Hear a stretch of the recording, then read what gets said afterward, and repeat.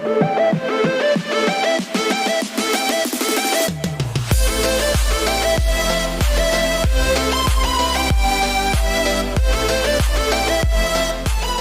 Guys, this is Sarita. Welcome to our channel Bioblessed. So आज का हमारा टॉपिक है स्ट्रक्चर ऑफ स्पर्म। ठीक है, तो स्ट्रक्चर पढ़ने से पहले स्पर्म क्या होता है वो जानना जरूरी है, राइट। तो स्पर्म क्या होता है? Male gamete. ठीक है, मेल गैमीट होता है। फीमेल गैमीट क्या होता है? एग। स्पर्म और एग फ्यूज होता है टू फॉर्म जाइगोट, और जाइगोट से क्या बनता है? फीटस, जो बच्चा होता है वो। ठीक है, तो आज हम लोग स्पर्म का स्ट्रक्चर डिटेल में पढ़ने वाले हैं। ठीक है, तो जैसे हमको मालूम है स्पर्म बहुत माइक्रोस्कोपिक होता है। माइक्रोस्कोपिक मतलब एकदम छोटा होता है, और उसको मैं 4 पार्ट्स में डिवाइड करूंगी, that is head, middle piece, neck और टेल। ठीक है, तो sperm is divided into 4 parts. ठीक है, head, middle piece, neck and tail. ठीक है, अब हेड की बात करें अगर, तो हेड में 2 चीज होता है, एक्रोसोम और न्यूक्लियस। क्या होता है? Acrosome and nucleus. Acrosome cap like structure है, इधर देख सकते हैं आप। ये जो कैप लाइक स्ट्रक्चर है इसको हम बोलते हैं एक्रोसोम। ठीक है, एक्रोसोम पूरा एंजाइम से भरा हुआ है। ये एंजाइम क्या करता है? Helps in fertilisation. फर्टिलाइजेशन करने में हेल्प करता है। अच्छा, फर्टिलाइजेशन क्या होता है ये मालूम है? Fertilisation is fusion of male and female gamete. ठीक है, fusion of sperm and egg, ऐसा बोलो, fusion of sperm and egg. ठीक है, इसको हम लोग क्या बोलते हैं?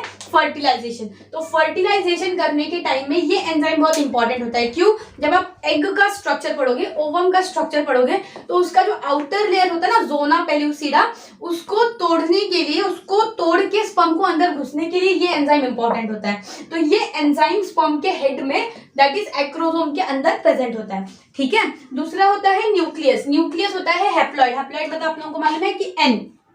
ठीक है, हैप्लॉइड, इसके अंदर सारा क्रोमोसोमल मटेरियल रहेगा, जो किसके साथ फ्यूज होगा? एग की न्यूक्लियस के साथ फ्यूज होगा, तो बनेगा हमारा जाइगोट। ठीक है, तो हेड पार्ट कंप्लीट हो गया। हेड में 2 चीज है, एक्रोसोम और न्यूक्लियस।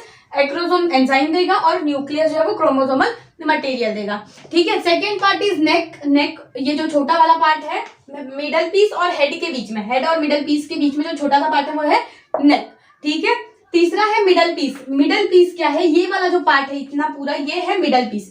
ठीक है, मिडल पीस के अंदर न्यूमेरस माइटोकॉन्ड्रियाज होते हैं, बहुत सारे माइटोकॉन्ड्रिया होते हैं। जैसे कि आप लोगों को मालूम है माइटोकॉन्ड्रिया क्या करता है? Mitochondria is the power house of energy. Mitochondria energy provide करता है, राइट। तो इसलिए ये माइटोकॉन्ड्रिया क्या करेगा? ये जो छोटे छोटे ये है ना, ये माइटोकॉन्ड्रिया है। ठीक है, ये एनर्जी प्रोवाइड करेगा फॉर स्पर्म मोटिलिटी। स्पर्म को चल के जाना है, स्विम करके जाना है, तो वहां तक स्विम करने के लिए जो एनर्जी रहेगा वो माइटोकॉन्ड्रिया से आएगा। और माइटोकॉन्ड्रिया है कहाँ पे? मिडल पीस के अंदर। ठीक है, और ये स्विमिंग स्पर्म की मोटिलिटी कैसे होगी?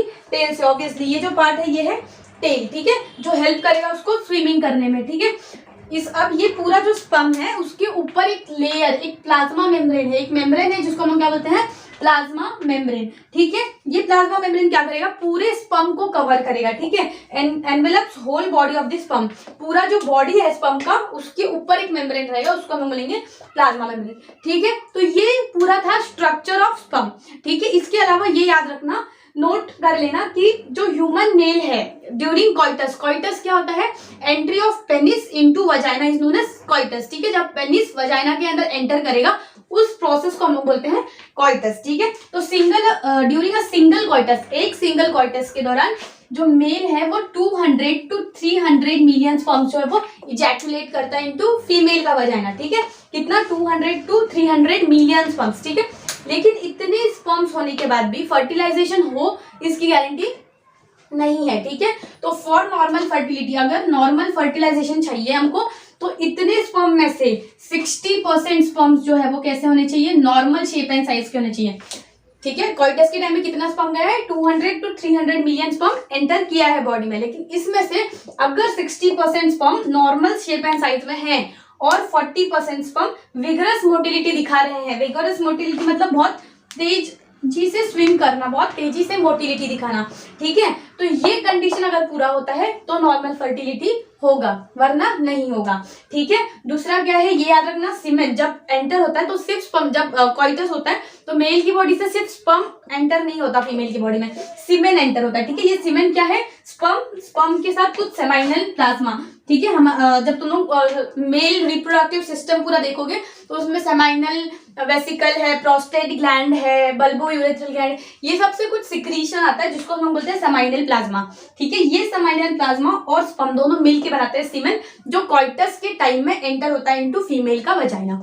Okay, so this was all about structure of sperm. इसके बाद और भी छोटे छोटे टॉपिक्स हम लोग देखेंगे। अगर आपको किसी छोटे टॉपिक पे डाउट होगा, शॉर्ट्स बनाना होगा, तो आप कमेंट सेक्शन में मेंशन कर दीजिए, हम जल्दी उस पे वीडियो बना देंगे। क्या बात है सर, क्या बात है सर, क्या बात, ये बात है। Okay, thank you so much for supporting us. Be connected with us and share it to needed bio students. Thank you so much.